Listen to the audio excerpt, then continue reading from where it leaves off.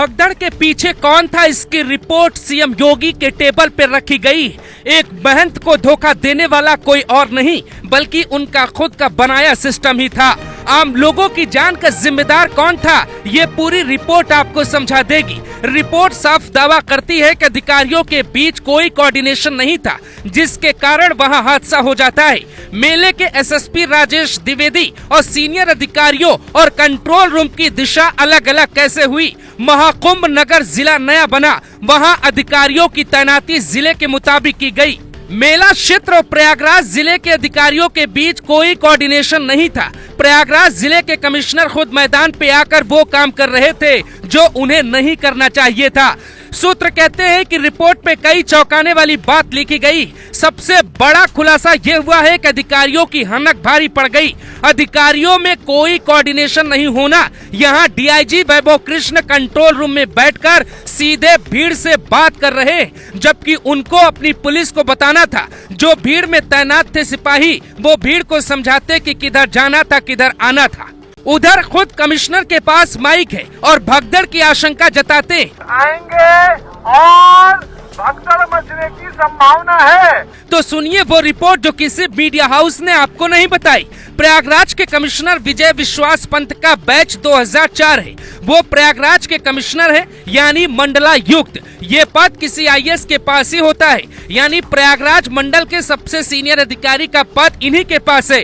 अब एक नया जिला बना, मेला नगर के कमिश्नर आईपीएस तरुण गाबा को बनाया गया, यानी ये मेला क्षेत्र के सबसे बड़े बॉस बनाए गए। हालांकि इनके ऊपर डीएम भी थे।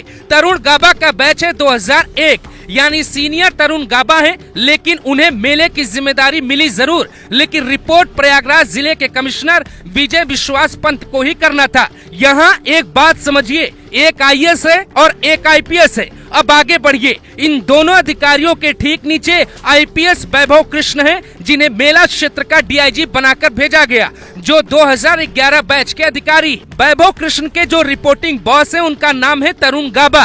वैभव कृष्ण से 1 साल सीनियर बैच के अधिकारी डॉक्टर अजय पाल शर्मा को मेले का अतिरिक्त कमिश्नर बनाकर भेजा गया। अजय पाल के बॉस भी तरुण गाबा ही थे, जबकि मेला क्षेत्र के एसएसपी राजेश द्विवेदी भी रिपोर्ट कमिश्नर तरुण गाबा को ही कर रहे थे। कई जिलों के अधिकारी बुलाए गए थे, 50,000 फोर्स तैनात थी, तो ये समझ नहीं आया पूरी टीम को कौन लीड कर रहा था।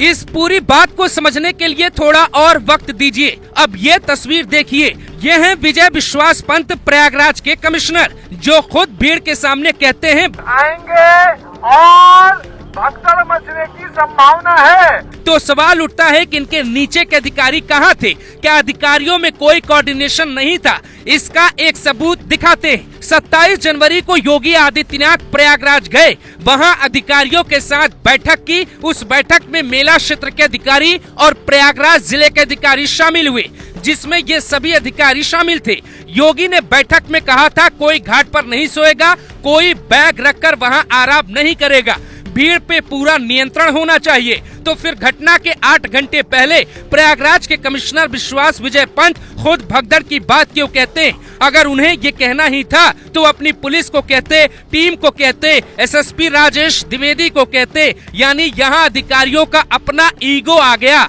उनका कद, उनका पद और तमाम चीजें हो सकती हैं। हालांकि एक सच और है जिस पे दबी जुबान पे बात की जा रही है। कमिश्नरेट किसी जिले में बनाया जाता है तो वहाँ आईएएस और आईपीएस लॉबी में थोड़ा तनातनी हो जाती। पुलिस विभाग के कई बॉस होने के बाद भी पूरा कंट्रोल था वहाँ के मंडलायुक्त के पास। मंडलायुक्त यानी कमिश्नर हैं, जो आईएएस रैंक के अधिकारी हैं। विजय विश्वास पंत उनका नाम है, जो खुद मैदान में भगदड़ मचने के पहले अनाउंस कर रहे थे। अब यहाँ दो बातें समझिए, आईएएस मतलब सरकार का प्रतिनिधि और आईपीएस यानी प्रशासन का हिस्सा। दोनों का काम करने का तरीका अलग अलग होता है। जहां कमिश्नरेट बनाया जाता है वहां आईएएस की ताकत कम हो जाती है। इसका विरोध कई बार खुद आईएएस एसोसिएशन कर चुका है। प्रयागराज के कमिश्नर विजय विश्वास पंत की तरह ही मेला क्षेत्र के डीएम विजय किरण आनंद भी तैनात थे।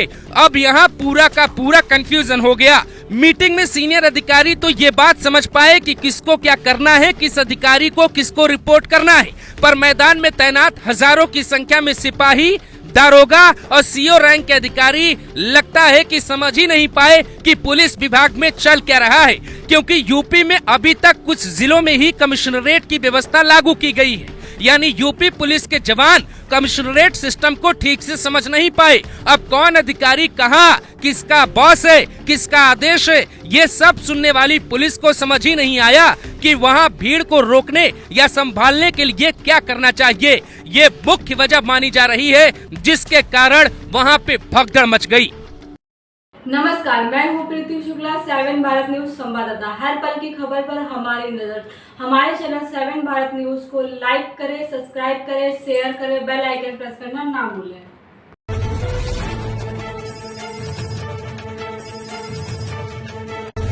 हर पल की खबर पर हमारी नजर 7 भारत न्यूज के साथ।